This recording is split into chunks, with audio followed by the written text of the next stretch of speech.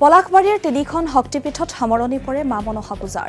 তিনিদিন ধৰি পীঠ প্ৰাংগণত অগণন ভক্তৰ সমাৱেশ। পূজা অৰ্চনা ধৰ্মীয় ৰীতি নীতিৰে সৃষ্টি হয় আধ্যাত্মিক পৰিৱেশৰ। বলি বিধানকে ধৰি দেওধনী নৃত্য চাবলৈ ভিৰ ভক্তৰ। এই সন্দৰ্ভত আমাক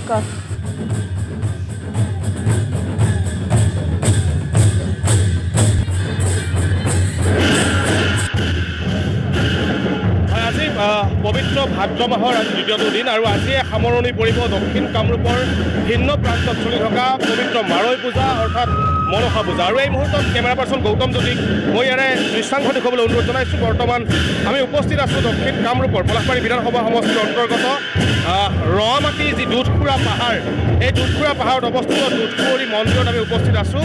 আৰু দক্ষিণ কামৰূপৰ বিশেষকৈ পলাশবাৰী বিধানসভা সমষ্টিৰ অন্তৰ্গত প্ৰায় তিনিটাকৈ স্থানত তিনিখন শক্তিপীঠত এনেদৰে মাৰৈ পূজা বা মনসা পূজা চলি আছে। আৰু বিগত যি মঙলবাৰৰ দিনটোত অৰ্থাৎ ভাদ্ৰ আৰু শাওণ মাহৰ যিটো দমাহী, এই দমাহীৰ দিনটোৰ পৰাই মাৰৈ পূজা ইয়াতে আৰম্ভ হৈছে। আৰু আজি সেই মাৰৈ পূজা বা মনসা পূজাৰ সামৰণি পৰিব। আৰু সেই মাৰৈ পূজাৰ যি দৃশ্যাংশ, এই দুধকুঁৱৰী শক্তিপীঠৰ দৃশ্যাংশসমূহ দেখুৱাই আছোঁ। সমান্তৰালভাৱে আমি ভিডিঅ'টোৰ সহায়ত দক্ষিণ কামৰূপৰ বিভিন্ন স্থানৰ যি তিনিটা শক্তিপীঠ, এই তিনিওটা শক্তিপীঠৰ দৃশ্যাংশ আমি দেখুৱাম। আৰু এই মুহূৰ্তত যিহেতুকে ৰঙামাটি দুধখুৰা পাহাৰৰ যি দুধকুঁৱৰী মন্দিৰ, এই দুধকুঁৱৰী শক্তিপীঠত আমি উপস্থিত আছোঁ। ইয়াতে প্ৰায় 25গৰাকীৰো অধিক ইয়াৰে দেওধনীয়ে নৃত্য পৰিৱেশন কৰা পৰিলক্ষিত হৈছে। আচলতে অদ্ভুত যি নৃত্য, যি শ্ৰী শ্ৰী মা মনসা দেৱীৰ ওচৰত তেখেতসকলে প্ৰদৰ্শন কৰা দেওধনীসকলে প্ৰদৰ্শন কৰা যি অদ্ভুত নৃত্য, এই অদ্ভুত নৃত্য আচলতে এনেদৰে প্ৰদৰ্শন কৰি আছে। আৰু বিভিন্ন সময়ত দেখা যায় যে চকা অস্ত্ৰৰ ওপৰত উঠি তেখেতসকলে শক্তি প্ৰদৰ্শন কৰে। মা মনসাৰ সন্মুখত তেখেতসকলে অদ্ভুত নৃত্য প্ৰদৰ্শন কৰা পৰিলক্ষিত হয়। আৰু এনেদৰে প্ৰায় 25গৰাকীৰো অধিক দেওধনীয়ে এনেদৰে এই যি দুধকুঁৱৰী শক্তিপীঠ, এই দুধকুঁৱৰী শক্তিপীঠত তেখেতসকলে এনেদৰে অদ্ভুত নৃত্য প্ৰদৰ্শন কৰা পৰিলক্ষিত হৈছে। বিভিন্ন অঞ্চলৰ পৰা দেওধনীসকল তেখেতসকল আহিছে আৰু আহি এনেদৰে নৃত্য প্ৰদৰ্শন কৰা আচলতে পৰিলক্ষিত হৈছে। বিভিন্ন অঞ্চলৰ পৰা আহিছে, বিভিন্ন দেৱতাৰ এইসকল দেওধনীয়ে তেখেতসকলে নৃত্য প্ৰদৰ্শন কৰি আছে। আৰু আজিৰ দিনটোত যিহেতুকে সামৰণি পৰিব দক্ষিণ কামৰূপৰ পলাশবাৰী বিধানসভা সমষ্টিৰ অন্তৰ্গত তিনিওটা যি শক্তিপীঠ আছে, তিনিওখন শক্তিপীঠৰ মাৰৈ পূজা বা মনসা পূজা আজিৰ দিনটোত সামৰণি পৰিব। আৰু এই মুহূৰ্তত এই যি দুধকুঁৱৰী শক্তিপীঠ, এই দুধকুঁৱৰী শক্তিপীঠৰ পৰিচালনা সমিতিৰ যিসকল বিষয়ববীয়া তেখেতসকল আমাৰ মাজত উপস্থিত আছে। মই আপোনাৰ ওচৰলৈকে আহিম। দক্ষিণ কামৰূপত দেখা গৈছে যে বিশেষকৈ পলাশবাৰী বিধানসভা সমষ্টিৰ অন্তৰ্গত প্ৰায় তিনিখনকৈ শক্তিপীঠত আচলতে মাৰৈ পূজা বা মনসা পূজা চলি আছে। আৰু এইবাৰ দেখা গৈছে যে ৰঙামাটি যি দুধখুৰা পাহাৰত অৱস্থিত দুধকুঁৱৰী শক্তিপীঠ, ইয়াতে প্ৰায় 25গৰাকীৰো অধিক দেওধনীয়ে এইবাৰ নৃত্য পৰিৱেশন কৰিছে। ক'ৰ পৰা আহিছে দেওধনীসকল। আৰু যিহেতুকে দমাহীৰ দিনটোৰ পৰা শাওণ আৰু ভাদ্ৰৰ যি দমাহী, এই দমাহীৰ দিনটোৰ পৰা ইয়াতে মাৰৈ পূজা চলি আছে। আজি সামৰণি পৰিব।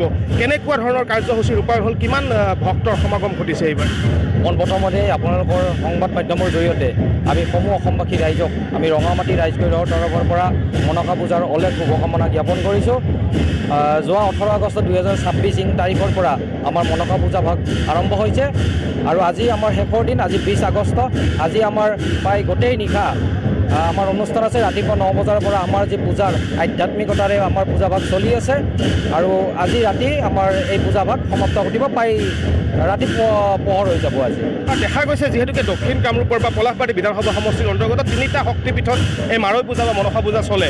বিশেষকৈ নিজেশ্বৰী মন্দিৰ কওঁ বা বাঘেশ্বৰী শক্তিপীঠৰ কথা কওঁ, সকলোতে মাৰৈ পূজা চলি আছে। আৰু তাৰ ভিতৰত অন্যতম এই দুধকুঁৱৰী শক্তিপীঠ, কিয়নো হয়তো আটাইতকৈ বেছি দেওধনীয়ে নৃত্য কৰে দুধকুঁৱৰী শক্তিপীঠত। কিহৰ বাবে বুলি ভাবে বা যথেষ্ট লোকৰো সমাগম হয়? চাবলৈ গ'লে আমি জনামতে মা কামাখ্যাৰ সমসাময়িকভাৱে আমাৰ দুধকুঁৱৰী পীঠকো এটা স্থান দিয়া হৈছে। অসমত আমাৰ দুধকুঁৱৰী পীঠৰ এটা নাম আছে। গতিকে সেই হিচাপত আজি আমি গম নোপোৱাৰ পৰা, আমি জন্ম নোপোৱাৰ পৰা ইতিপূৰ্বৰ পৰা ইয়াতে যিটো মাৰৈ পূজা, আমি মনসা পূজাটোক আমি গাঁৱলীয়া ভাষাত মাৰৈ পূজা বুলি এই অনুষ্ঠানটো চলি আহিছে। বহুত আমাৰ আপুনি কোৱাৰ নিচিনা ভাদ মাহৰ যিটো আমাৰ মকৰ সংক্ৰান্তিৰ দিনাখনৰ পৰা এই পূজা ভাগ আৰম্ভ হয়। আৰু ইয়াত চাবলৈ গ'লে অসমৰ বিভিন্ন অঞ্চলৰ পৰা দেওধা ইয়াতে আছে। পলাশবাৰী সমষ্টিৰ আমাৰ বিভিন্ন অঞ্চলৰ পৰা ইয়াতে দেওধা আছে। প্ৰায় 27গৰাকী দেওধা মহিলা প্ৰায় 8গৰাকী আৰু পুৰুষ দেউতা 20গৰাকী ইয়াতে নৃত্য কৰি আছে। বলি বিধান কাৰ্যসূচীও চলে আজিৰ দিনটো বিশেষ বলি বিধান কাৰ্যসূচী চলে ইতিপূৰ্বৰ মানে তাহানিৰ পৰা আমাৰ বলি বিধান চলি আহিছে, যদিও এইবাৰ আমি বলি হেৰিত ৰাখিছোঁ, আমাৰ কোমোৰা বলি দিয়া হৈছে, কুঁহিয়াৰ বলি দিয়া হৈছে, পঠা ছাগলী এটা বলি দিয়া হৈছে আৰু পাৰ এযোৰ বলি দিয়া হৈছে। আৰু এই মুহূৰ্তত এটা উল্লেখ কৰিব লাগিব যে যিহেতুকে পলাশবাৰী সমষ্টিত দীৰ্ঘদিন ধৰি যি বনৰীয়া হাতীৰ উপদ্ৰৱ চলি আছে, বিভিন্ন সময়ত আমি সংবাদ মাধ্যমত এই বাতৰি সবিস্তাৰে সম্প্ৰচাৰ কৰি আহিছোঁ। আৰু পলাশবাৰী সমষ্টিৰ যি বনৰীয়া হাতীৰ তাণ্ডৱ, এই যি ৰঙামাটি অঞ্চল, বিশেষকৈ ৰঙামাটি অঞ্চলৰ যি দুধঘোৰা পাহাৰ, এই পাহাৰখনতে আচলতে বনৰীয়া হাতীৰ বৰ্তমান বাসস্থান হৈ পৰিছে। এই যি মাৰৈ পূজাৰ যথেষ্ট লোকৰ সমাগম ঘটে, আপোনালোকৰ অসুবিধাৰ সৃষ্টি নহয় নেকি? না বন কথা মানে আপোনাৰ জৰিয়তে আমি জনাব বিচাৰিছোঁ, আজি প্ৰায় যোৱা 5 বছৰমানৰ পৰা এই অঞ্চলত এইটো যিটো হাতীৰ সন্ত্ৰাস সৃষ্টি কৰিছে, এইটো সকলোৱে ইয়াত আমাৰ পলাশবাৰী মানুহৰ এতিয়া ৰাতি হ'লে ভয় হয় যে হাতী কেতিয়া আহিব, হাতী কেতিয়া আহিব, ৰাতি হ'লে হাতী আহে। মই এই বিধানসভা ইলেকশ্যনৰ আগে এটা কৈছিলোঁ, পলাশবাৰী বচাওঁ, হাতী হাতাও, পলাশবাৰী বচাওঁ, এনেকুৱা এটা পোষ্ট এটা লিখিছিলোঁ। বিভিন্ন লোকে সঁহাৰি জনাইছিলে আৰু এই সঁহাৰিতে আমাৰ বৰ্তমানৰ বিধায়ক আৰু আগৰ প্ৰাক্তন বিধায়কো এই ক্ষেত্ৰত বহু প্ৰচেষ্টা লৈছে। তেওঁ প্ৰচেষ্টা লৈছে যদিও একদম যিটো আমাৰ স্থায়ী সমাধান এতিয়ালৈ সমাধান কৰা নাই, কিন্তু বৰ্তমান আমাৰ যিজন যুৱ বিধায়ক তেওঁৰ ওপৰত আমি বহুত আশাবাদী আৰু তেওঁ কৰিব বুলি ইতিমধ্যে প্ৰতিশ্ৰুতি দিছে আৰু বিভাগীয় কৰ্তৃপক্ষৰ লগত তেওঁ যোগাযোগ কৰিছে আৰু আমি শুনিবলৈ পাইছোঁ বা জানিবলৈ পাইছোঁ তেওঁ এই বিষয়ত এটা সুস্থিৰ সিদ্ধান্ত লৈ স্থায়ী সমাধান।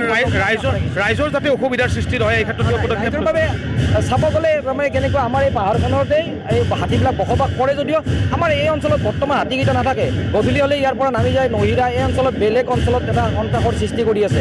তথাপি আমাৰ বন বিভাগৰ ফালৰ পৰা ইয়াতে এটা ব্যৱস্থা ৰাখিছে, পহৰাদাৰী ব্যৱস্থা ৰাখিছে, পূজাৰ মানুহৰ যাতে কোনো কাৰো অসুবিধা নহয়।